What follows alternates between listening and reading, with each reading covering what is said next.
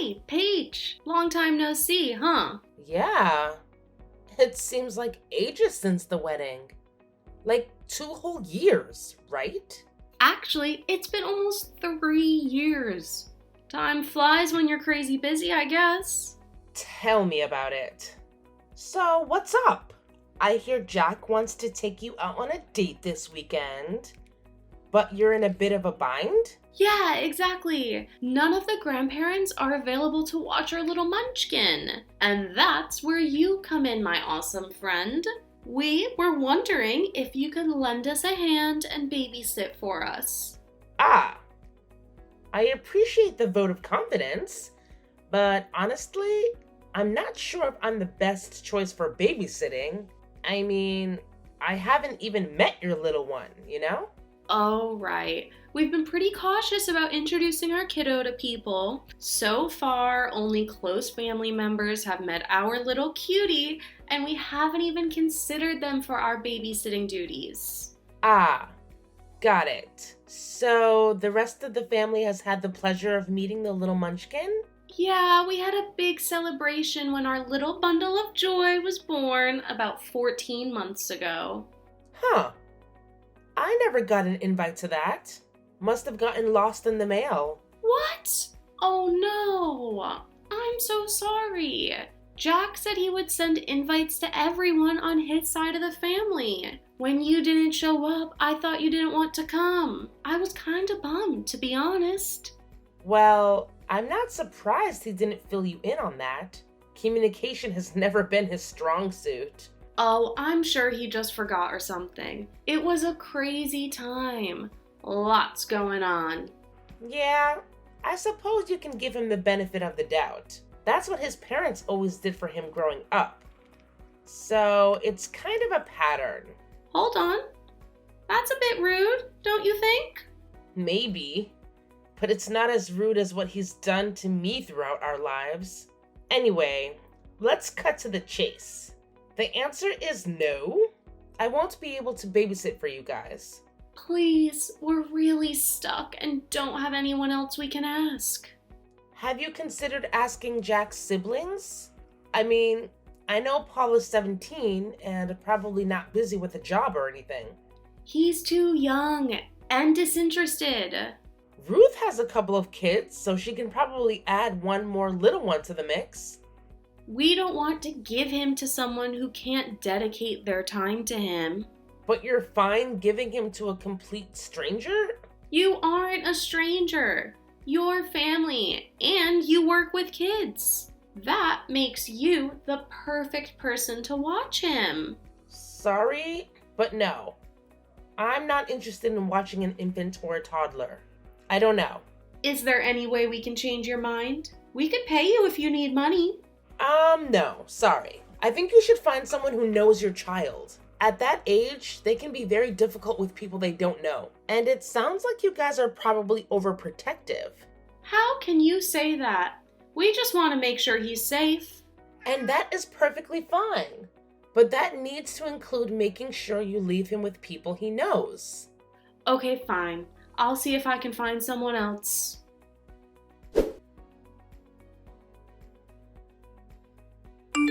What's this? I hear that you won't watch Little Jack this weekend. Hi, Jack. I'm surprised you have my number. My parents gave it to me. Theoretically, they're my parents too. I've been telling you since high school, you aren't family. They aren't your parents. Yes, I know that's how you feel. The entire school knew how you felt about me. Get over yourself. The people in our school didn't care about you. That's right. It was you, the popular jock that was loved and adored. No one else mattered with you around. Are you being sarcastic now? You're so bitter and jealous. It's ridiculous. Sure, nothing is ever your fault. Knock it off before I tell my parents. Still making that threat, huh? It's almost like you never grew up. Shut up. I'm married and I have kids. You're just some child care worker who hasn't finished college. Of course, it's no surprise no one wants you. That's probably why you work in childcare. You make it sound like I dropped out of college. You realize that I'm still in college, right? I've still got a few years left before I earn my degree. And since you didn't bother going to college, I don't know why it matters that I haven't earned my degree yet. I don't need a degree for what I do. If you had half the brain you think you do, you would know that. I'm in sales. I have charisma. That's not something that can be taught. You must be right. Now, if you don't mind, I need to get back to work. I do mind. You need to watch my son this weekend so my wife and I can go out. Have any of the members of your family who you invited to meet your baby do it? I don't trust any of them. They don't have a lot of experience with children. Ruth does. Are you really that stupid? She's not going to put our child first. I don't know why you think I'm a suitable person to watch your precious little Jack. After all, you didn't trust me to come to the celebration of his birth. I didn't want you to ruin the celebration. You're always such a downer. Well, there you go. That's not the kind of person you want around your baby. He's a toddler. So that's the right level of thinking. Especially if you're as good at your job as you claim. You can try to flatter me as much as you like, but the answer is still no. Good luck. Fine. I'm gonna tell mom and dad. You'll be watching Junior one way or another.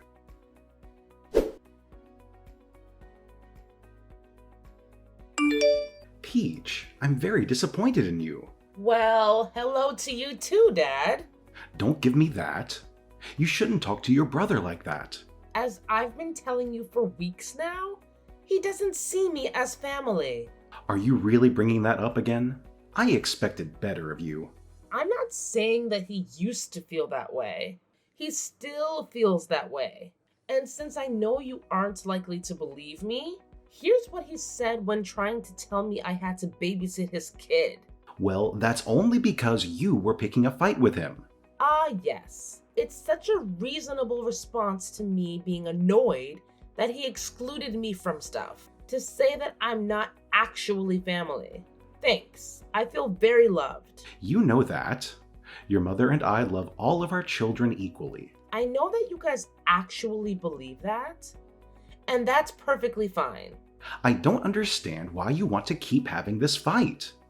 It doesn't help anyone. I'm sorry, but I just find it hard to put up with your biological son. He has done nothing to convince me to help him. You should realize that it is an honor for you to be asked at all. Your siblings are bummed that he won't even consider them. Poor Ruth took it particularly poorly. I can't imagine she's an amazing mother. I don't know why they keep saying they don't trust her. They're sure that Jack Jr. will not be treated as well as her kids. That's absolutely not how she'll treat him. I know I didn't say they were right, but at the same time, I understand how they can be so protective. Jack has always wanted a large family with a lot of sons. It makes sense that he would be so protective. I guess. But that still doesn't make sense why he's so insistent on having me babysit. He clearly doesn't want anything to do with me. I know you two have always had a more contentious relationship than our other children. Don't let that affect your current relationships, though, especially with your nephew. I guess you're right. Yeah, Ruth wishes they would ask her to watch Junior. Despite your relationship with Jack, he still trusts you. You need to make sure you remember that. He just shows it differently. Besides, you know it wasn't easy for him to have so many adoptive siblings. As the eldest boy, he took it seriously. I guess. So why don't you help them out this time? If you and Jack can't work it out, you don't have to help him again. You'd be doing your mother and I a big favor. We feel bad that we can't watch the baby. Okay, I'll do it. Great. Make sure you contact them right away. They're considering staying home. You can't let them know? Oh, come on, you're an adult. You need to put the past behind you. Okay, I'll let them know. That's a good girl.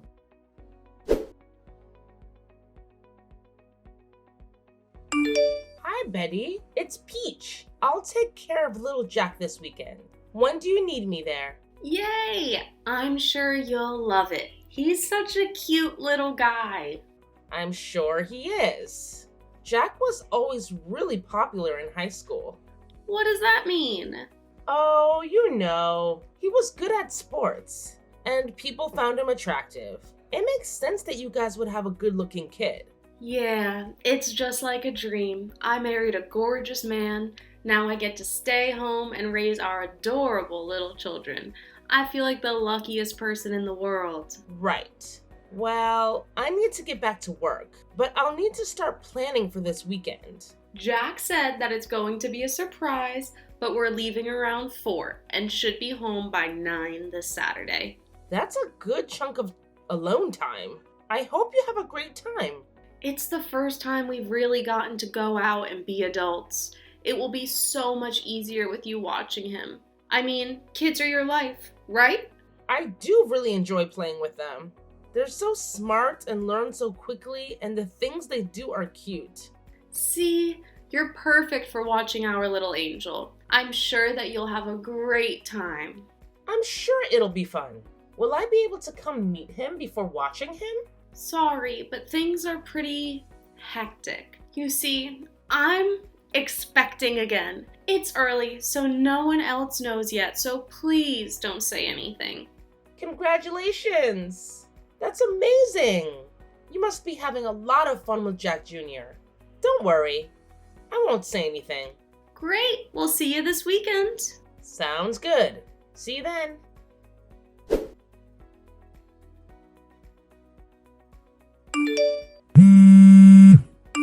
Hey, Betty. It's after 11. I thought you were going to be home around 9. Oh, sorry, Peach. We're having so much fun. We should be home by midnight. Okay. I'm glad you guys aren't hurt. But I really need to get home to study. It's just one night. I'm sure it won't interfere with your studies. I have to finish a report before Wednesday and finals start this week. Well, it's not like one night is going to be too much of a disruption. Okay, but please be home by midnight. I still need to get some stuff done. It'll be fine. Betty, you guys really need to come home. I have to get home and take care of my dog. How come you didn't take care of your dog before leaving? That is so irresponsible. You said that you would be home hours ago. I should have been home by now to take him outside. You really need to learn to plan better than this. So how long do you guys think you're going to be out? We're at a hotel now because we're too drunk to drive home. You've been drinking? While you're pregnant?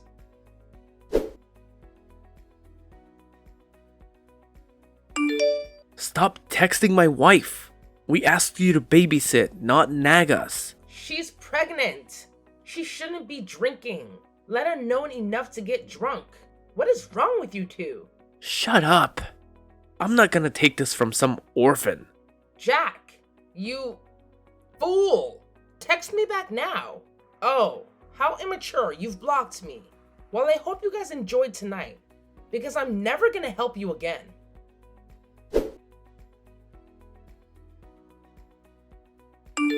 Peach, why aren't you responding to texts from your brother? I haven't gotten any text from Paul in a while. You know I don't mean Paul. I'm talking about your older brother, Jack. Oh, I don't see him as family. Are you gonna start that again? When are you going to grow up? Probably in a few more years.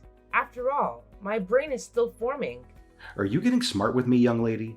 What do you need, Dad? I need to know why you aren't answering your brother. After the last experience babysitting for him, I won't do it again. So when he blocked me from continuing drinking, I didn't feel bad about blocking him. That is very disappointing. You know that he gets emotional. You should take that into account and be a bigger person. So you think that the person who's barely able to drink alcohol should be more mature than the person who can legally rent a car? Don't do that. This isn't about age. It's about maturity level, right? You and your mom never made your biological children act grown up. It's always been on me and Ruth. Almost like you adopted us to be free childcare for you. And now for your grandchildren. Your mother and I love you all equally. Funny. since you sure don't treat us equally. How dare you accuse us of favoritism? We adopted you when no one else would. You should be grateful for everything we provided you. This feel again? A roof over our heads, food in bellies, blah blah blah. You thankless, insignificant horror of a child. We never should have adopted you. Ah, finally, there it is. The way you've always felt. That is not how I felt until now. You have always been difficult. But I figured you would get better. Instead, you keep getting worse. Right, because I won't let you guys use me anymore. We've given you everything. You owe us. Are you paying for my college education? Of course not. Why should we be responsible for that? You could have gotten a job like Jack instead of wasting time and money on a degree. Or you could have been like Ruth and gotten married and started having children. Funny that you actually saved up money for college, at least for your bio children. So clearly you think that college is important. Of course it is. But we paid to adopt you. How could you expect us to keep sinking money into your future? We have children of our own. In other words, you don't really think of me as your child. No, and I don't really care how that makes you feel. You've been so difficult. You're such an ingrate. Honestly, it's easy to see why you were put up for adoption. I want to say ouch, but you've kind of made it clear that's how you feel. Of course you're going to try to make it sound like I'm the bad guy. Well, Samuel, I don't think that most people would say what you did was selfless, since you used us like unpaid labor. But don't worry, you don't have to put up with me anymore. Did you just call me by my first name? That's it. I am cutting you off. I'm not sure how you think you can cut me off. You haven't paid for anything for me since I started working at 16 years old. I let you live in my house. You charged me rent after forcing me to get a job. You were wild and uncontrollable. I was teaching you how to be an adult. Jack stole a car, assaulted over half a dozen people, and cost you thousands of dollars in high school. But sure, I was the problem child. See what I mean? You're so vindictive and horrible. You won't let the past be in the past. You were the one to talk about what I was like as a teenager. All I did was point out that your son was far worse. Yet he didn't have to do anything. That's because he's my child. You aren't. Thanks for saying it. From here on out, I won't bother to contact you or anyone else in your family. Good luck, Samuel. You're gonna need it.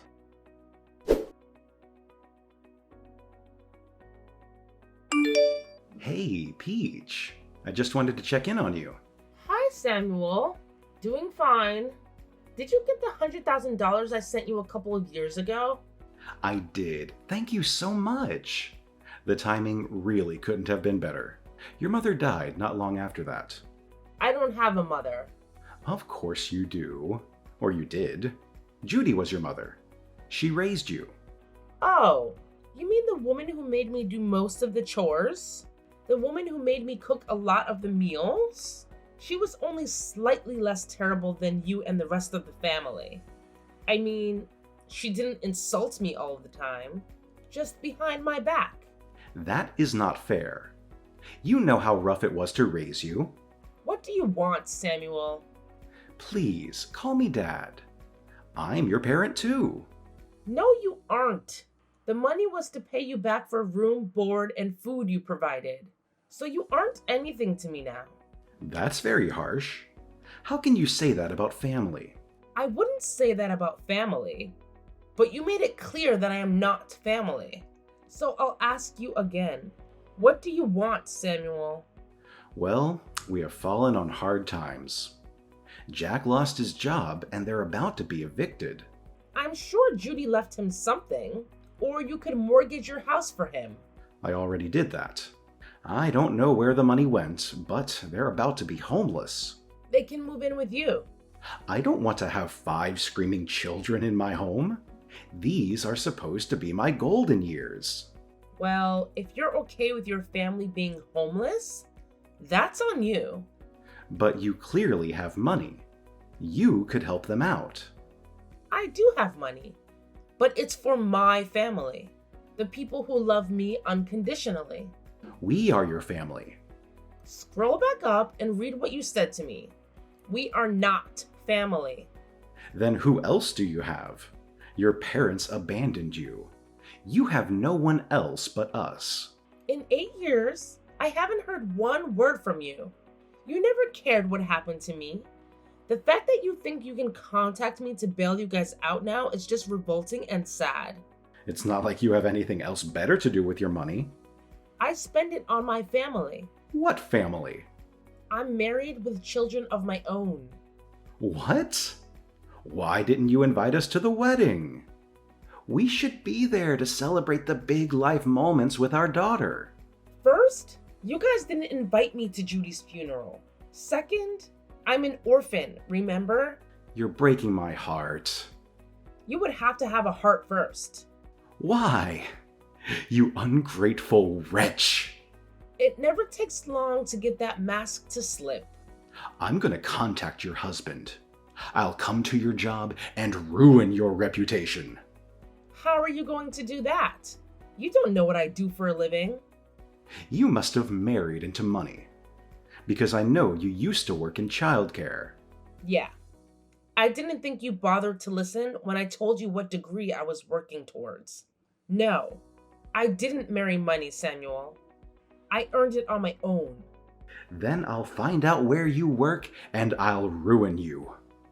You should be ashamed for abandoning us in our time of need. That will be difficult because I've changed my name. What is it now? And I don't live in the same state anymore. So I guess that means you'll need to focus on your family instead of harassing the kid you mistreated. I don't believe you. Why would you still have that phone? Because I knew eventually you would contact me.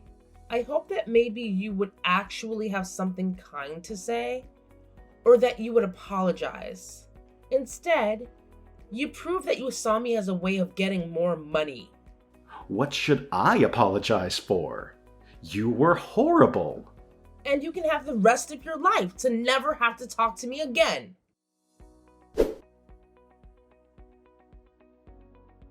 So, I finally unblocked Jack.